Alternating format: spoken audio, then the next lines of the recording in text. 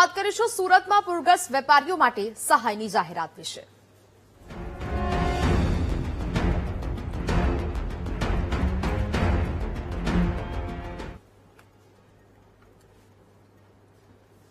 તો સુરતમાં પૂરગ્રસ્ત વેપારીઓ માટે રાજ્ય સરકારે રાહત પેકેજની જાહેરાત કરી છે। પૂરથી થયેલા નુકસાનની સર્વે પછી સરકારે રાહત પેકેજ જાહેર કર્યું। લારી ધારકોને રાજ્ય સરકાર 7,500 રૂપિયાની સહાય ચૂકવશે। 40 ફૂટ સુધીની કેબિનમાં નુકસાનની સરકાર 25,000ની સહાય ચૂકવશે। 40 ફૂટથી મોટી કેબિનમાં નુકસાનની 50,000 સહાય ચૂકવશે સરકાર। પાકી દુકાનને 1 લાખની સહાય આપવાનો રાજ્ય સરકારે નિર્ણય કર્યો છે। પાકી દુકાનોમાં નુકસાન માટે સરકાર સસ્તા વ્યાજદરે લોન પણ આપશે। 3 વર્ષ માટે 7% વ્યાજદરે વેપારીઓને લોન આપવાનો રાજ્ય સરકારે નિર્ણય કર્યો છે। લોનમાં અમુક રકમ સુધીનું વ્યાજ રાજ્ય સરકાર ચૂકવશે। વેપારીઓને રોકડ સહાય અથવા તો વ્યાજમાંથી એક પસંદગી કરવાની રહેશે। નાયબ મુખ્યમંત્રી હર્ષ સંઘવીએ કેબિનેટ બેઠક પૂર્ણ થયા પછી રાહત પેકેજની જાહેરાત કરી છે।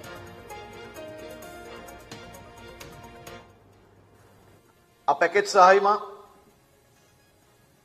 જે કોઈ લારી કે રેકડી ચલાવતા હોય અને જેમને લારી કે રેકડીમાં નુકસાન થયું હોય એવા લોકોને 7500 રૂપિયાની સહાય કરવાનું નક્કી કરવામાં આવ્યું છે।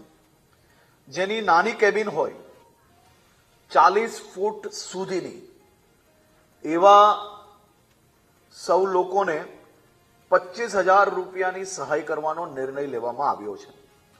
મોટી કેબિનો જે 40 ફૂટથી વધુ હોય એવા લોકોને 50,000 રૂપિયાની સહાય કરવાનો નિર્ણય લેવામાં આવ્યો છે। પાકી દુકાનો જેની હોય એવા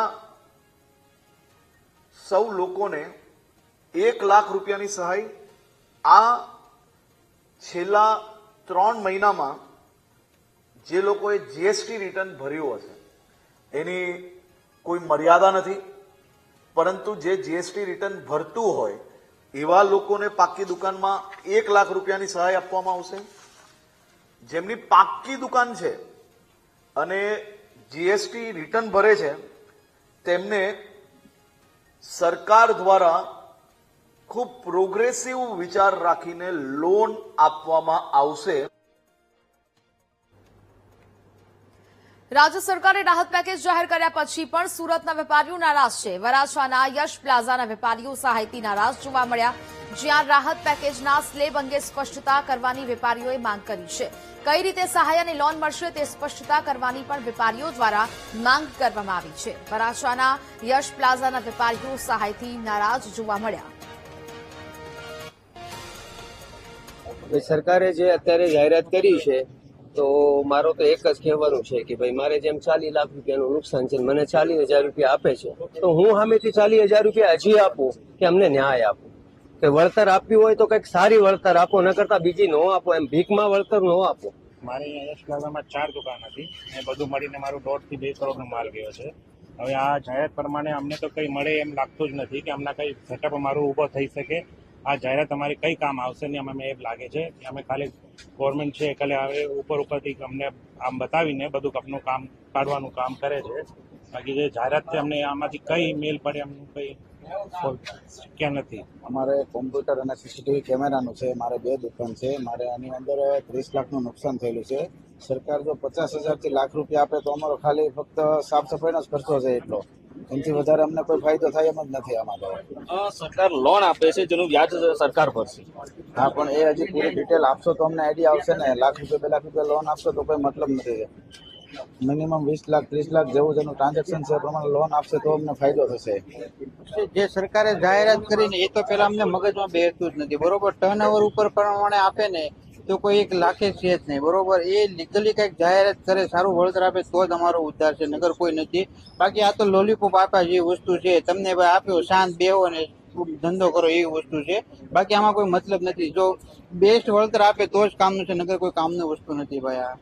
સાહેબ અત્યારે જે જાહેરાત કરવામાં આવી હર્ષભાઈ સંઘવી દ્વારા એ મેં મીડિયા માધ્યમથી હમણાં જોઈ તો એ મેં પેન ને પેપર લઈને એ જાહેરાત લખેલી પણ છે, પરંતુ એ પ્રોપર જે એમણે માળખું બનાવેલું છે જે બધા લોકોને નાની મોટી સહાય આપવાના છે તો સૌપ્રથમ તો એ માળખું સમજવું પડશે.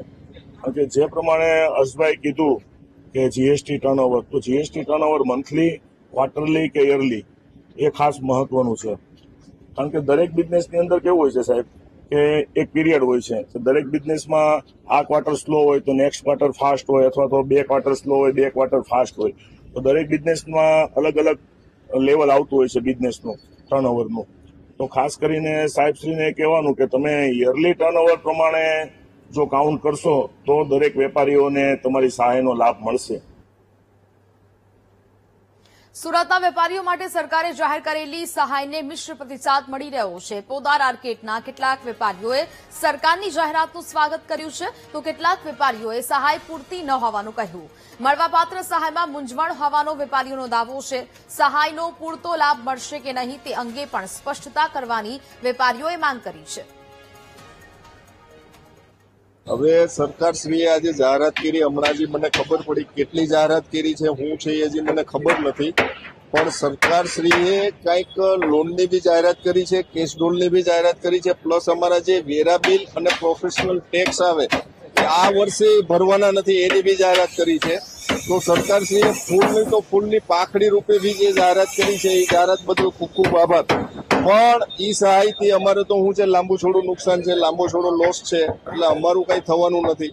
પણ છતાં ફૂલની પાખડી રૂપે જે જાહેરાત કરી છે એ બદલ સરકારશ્રીનો ખૂબ ખૂબ આભાર. હવે સરકારે ઘણું સારું પેકેજ જાહેર કર્યું છે. અલગ અલગ સ્લેબ સાથે ઘણી બધી અલગ અલગ એમાઉન્ટ કઈ છે, 25,000, 50,000, 1 લાખ રૂપિયા. જીએસટી ધારકોને પણ ઘણી બધી બેનિફિટ આપ્યા છે.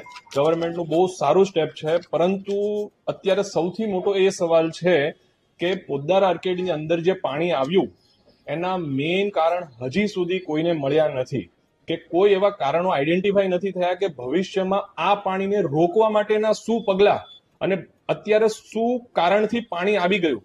અત્યારે ઘણી બધી એવી જગ્યા હતી કે જે 2006માં પાણીમાં હતી અને અત્યારે નહીં હતી. મિની બજારથી લઈ અને ત્યાં ઘણી બધી જગ્યાઓ એવી છે કે જ્યાં પાણી બિલકુલ નહીં હતું અને પોદ્દાર આર્કેડની અંદર પહેલા માળની દુકાનમાં 4 ફૂટ પાણી હતું. તો એ બધા માટે ખાલી એક સારી મીટિંગ કરી, ગવર્મેન્ટ તો નહીં પણ એસએમસીને સારી એક મીટિંગ કરી અને રીઝન ફાઇન્ડ આઉટ કરવાની જરૂર છે કે હવે ભવિષ્યમાં ફરીથી બીજી વખત આ રીતે વરસાદનું પાણી પોદ્દાર આર્કેડમાં નહીં આવે એના માટેના શું પગલાં લઈ શકાય અને એના એક રીઝન ફાઇન્ડ આઉટ કરી અને એ બધા પ્રોબ્લેમને સોલ્વ કરે તો બહુ સારી વસ્તુ છે. એકચ્યુઅલમાં સરકારે જે અત્યારે સપોર્ટ કર્યો છે ને બધા વેપારીઓની સારી વાત છે કે જે લોકો જીએસટી રિટર્ન ભરે છે એને કઈ લાખ રૂપિયા પાકી દુકાન હોય એને પ્લસ વેરા બિલ કઈ માફ કરવાના છે એ બી સારી વાત છે.